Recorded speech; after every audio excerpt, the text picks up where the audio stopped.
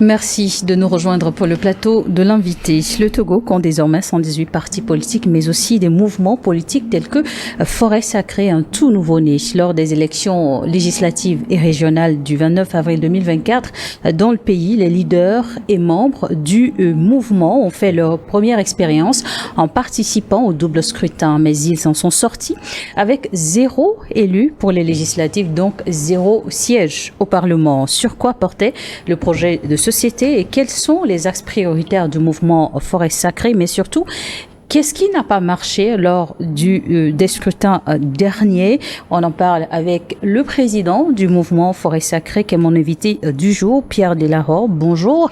Et bonjour, merci madame, d'avoir accepté notre invitation. Merci, madame.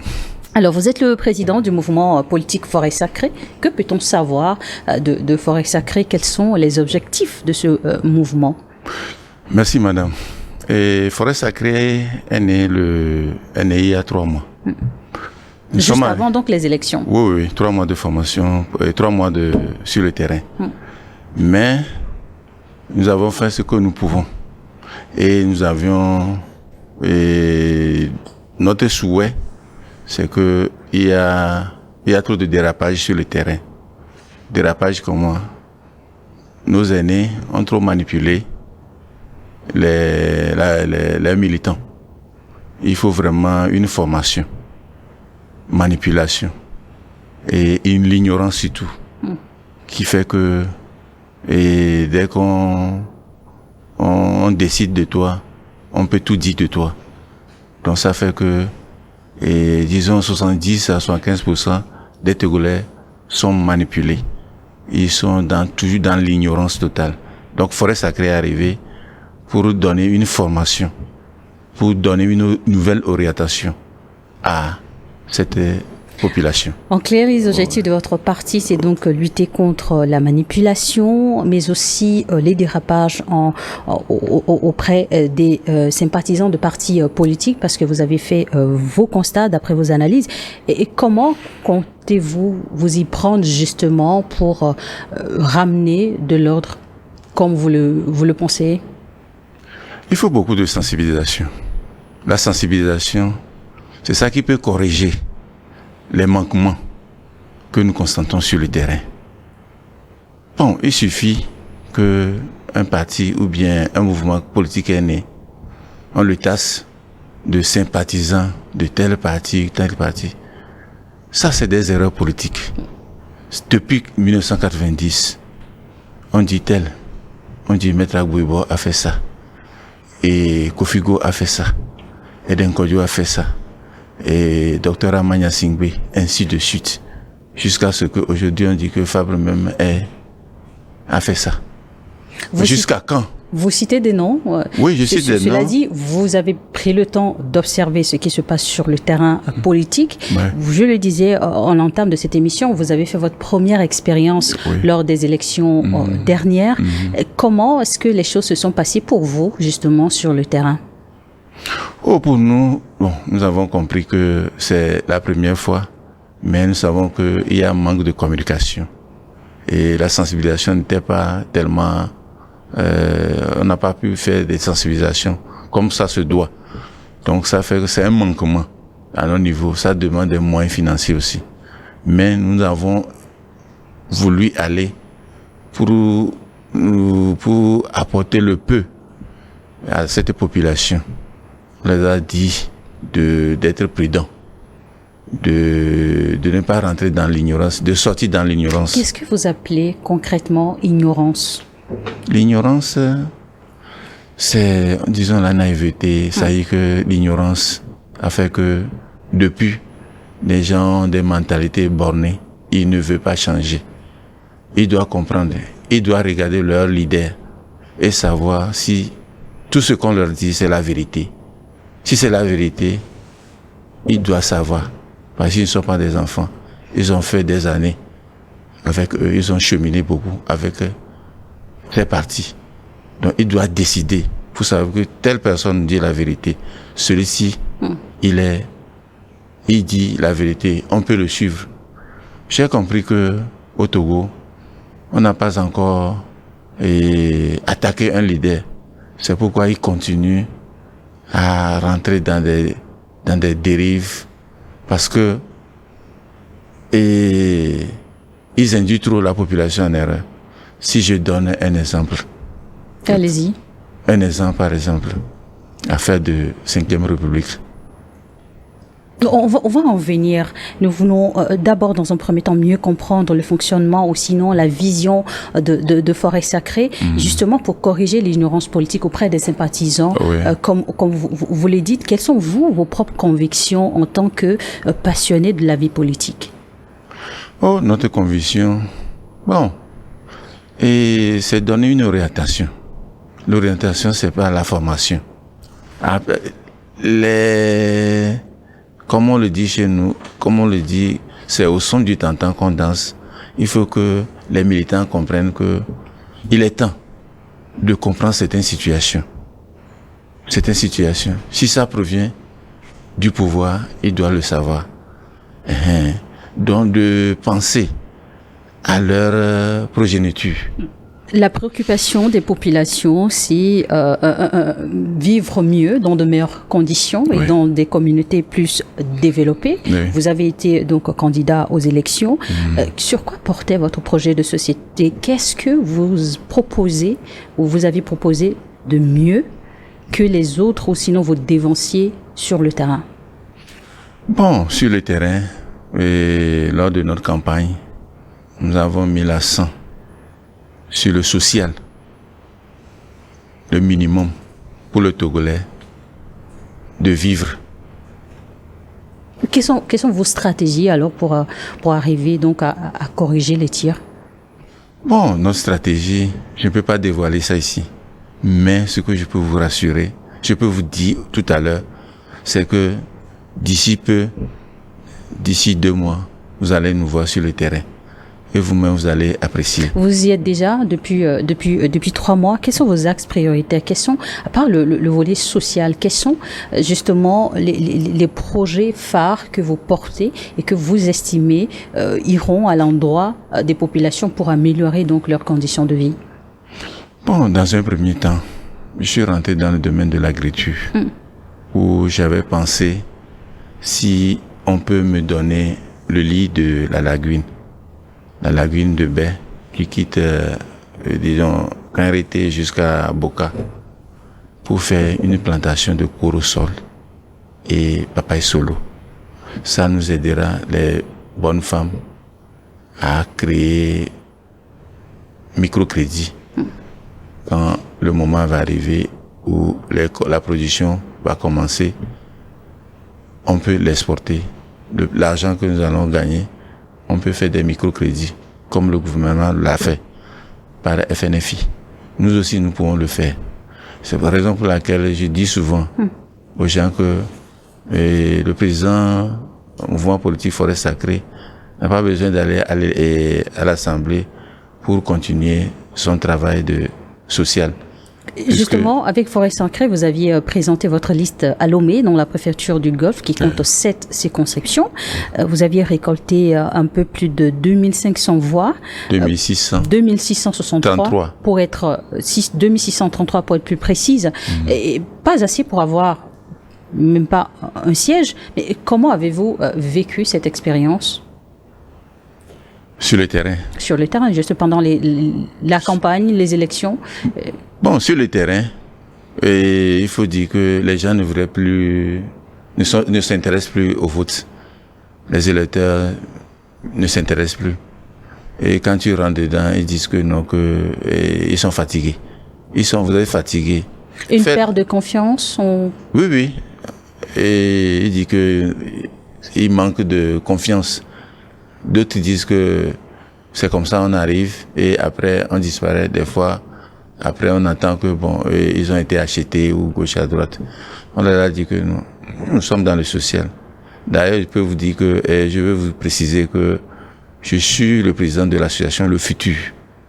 C'est dans le futur que Forêt Sacrée est née. Donc, je suis dans le développement depuis des années. Et c'est à partir de là que j'ai créé Forêt Sacrée.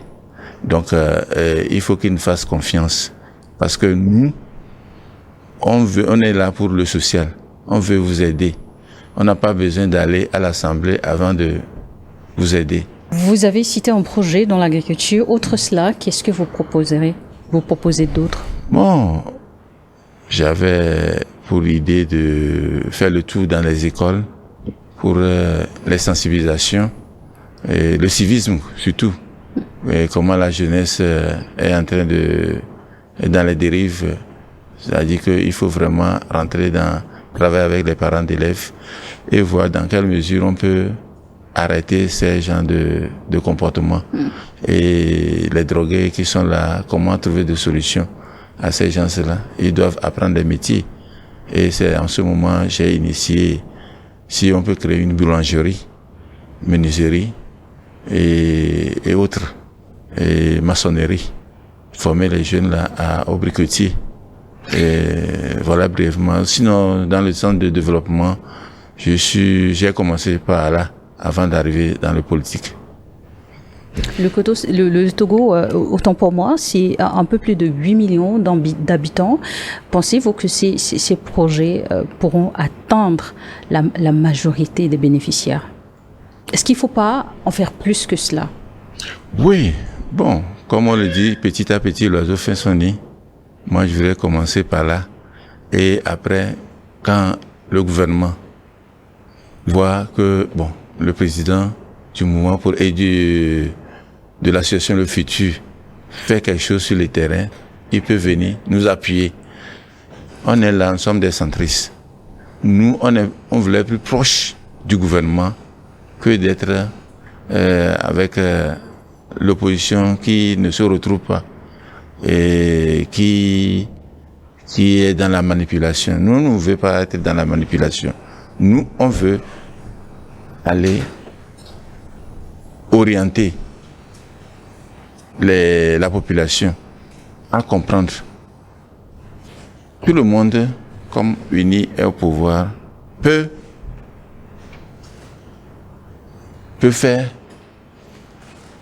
travailler avec, si l'opposition, par exemple, qui arrive au pouvoir, il fera la même chose comme UNI. Aujourd'hui, UNI a compris que le partage du pouvoir, c'est fini. Il veut faire ses expériences, raison pour laquelle il lutte pour qu'il gagne les élections et travaille.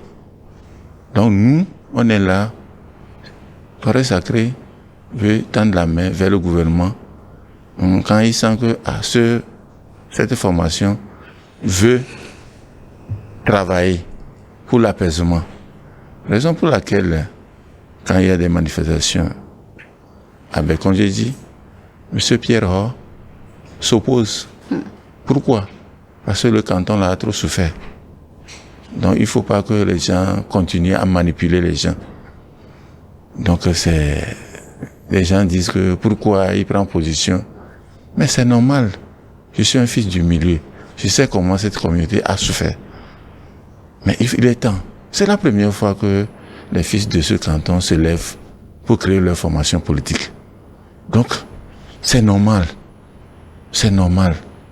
Comment est-ce que vous comptez alors travailler justement pour éviter des frictions sur le terrain et pouvoir être plus disposé à collaborer avec n'importe quel parti politique dans votre canton? Merci beaucoup.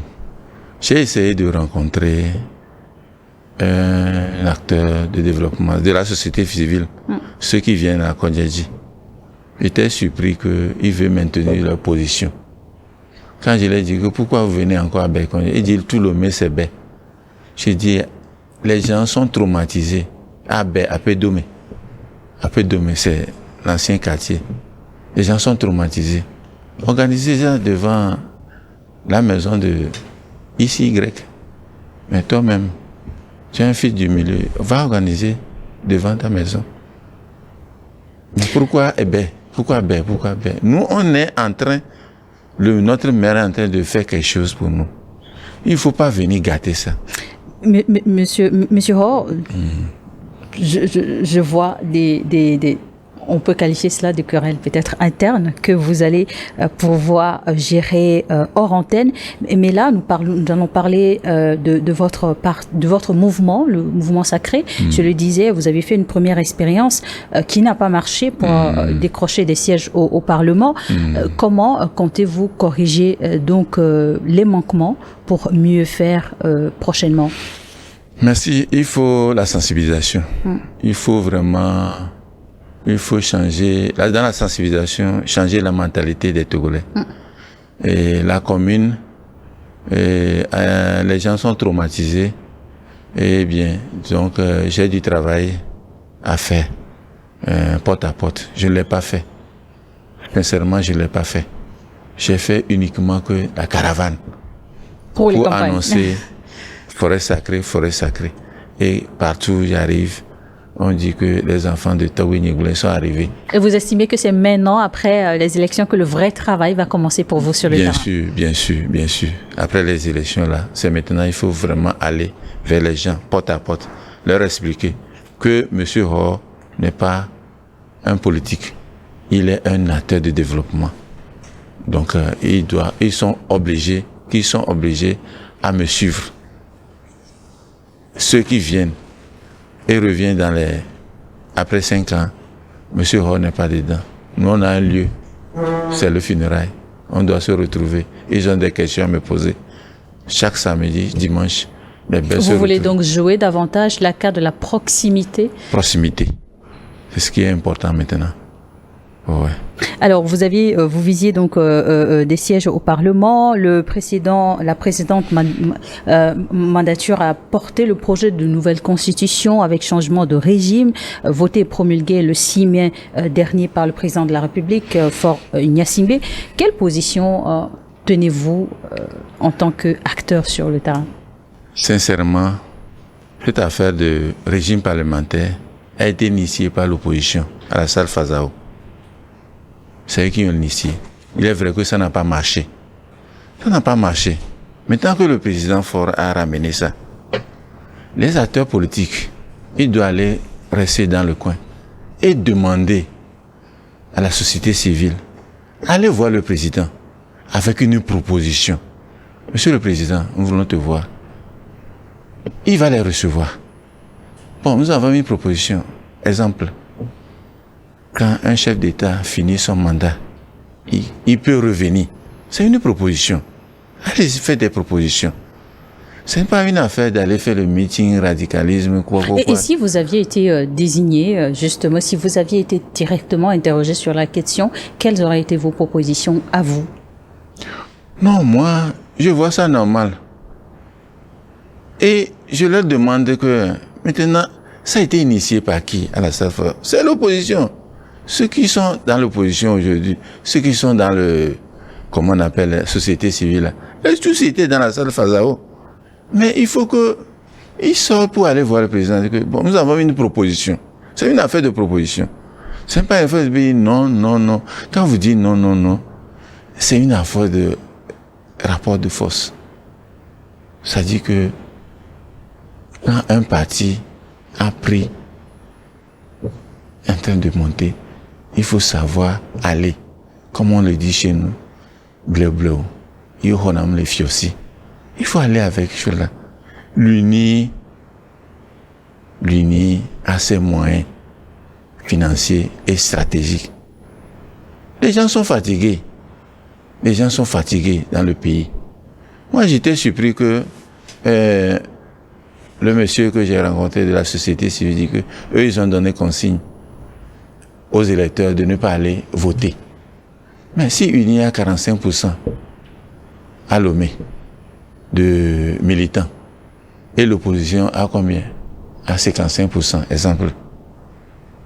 Et si on dit que n'allez pas voter et 20% sort pour aller voter, mais UNI va sortir.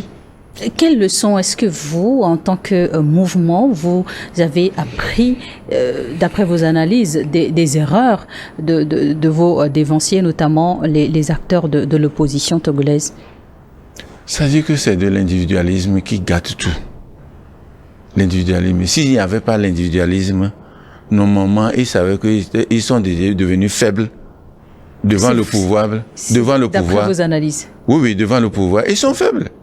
Ils sont devenus faibles. Ils n'arrivent plus à mobiliser parce que les gens sont fatigués. Et vous, ils devaient dévancer la situation. Aller voir un chef d'État dire, Monsieur le Président, on a telle proposition. On voyait que, bon, voilà, tout ça là.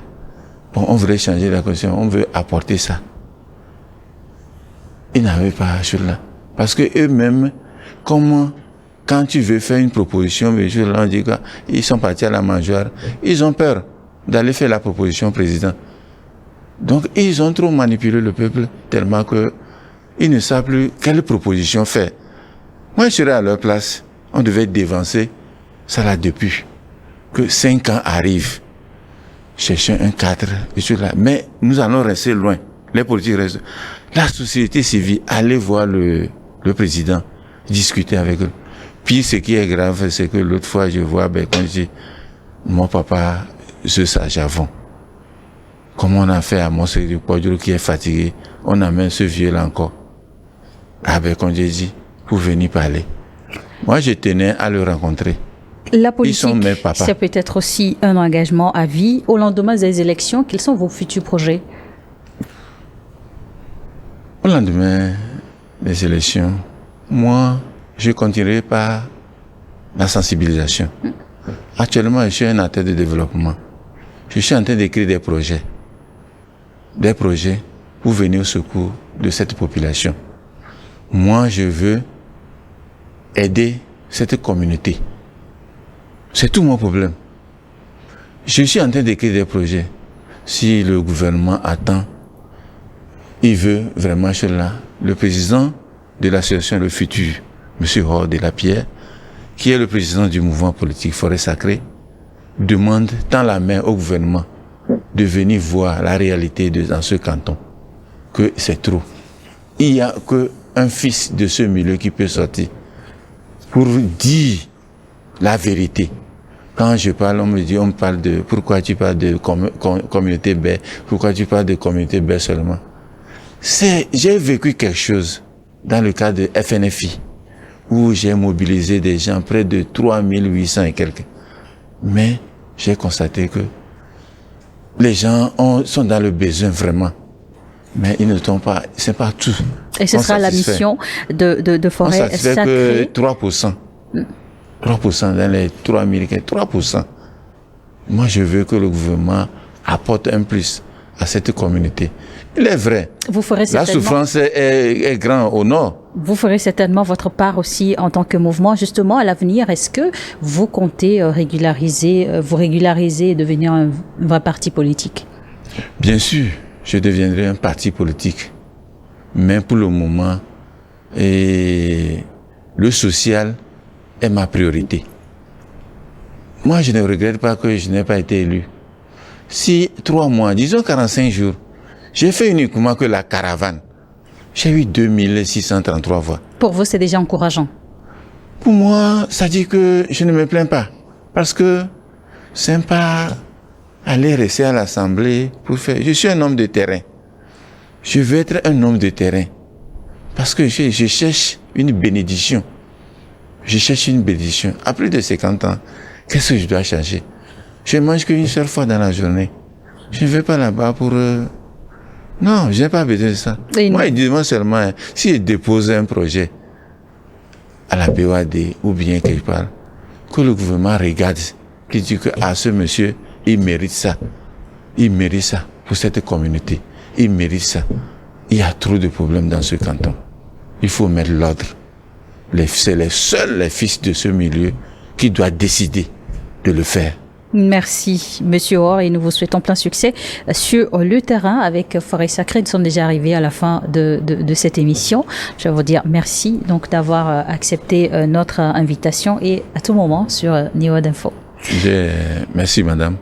Et pour terminer, je vous dirais que je demande à mes papas, Monsieur Fabre, c'est mon papa, et Monsieur Ajavon, etc., de cultiver un esprit de dialogue. Cette fois-ci, Je ne veux pas qu'ils échappent, que la 5e République les échappe encore.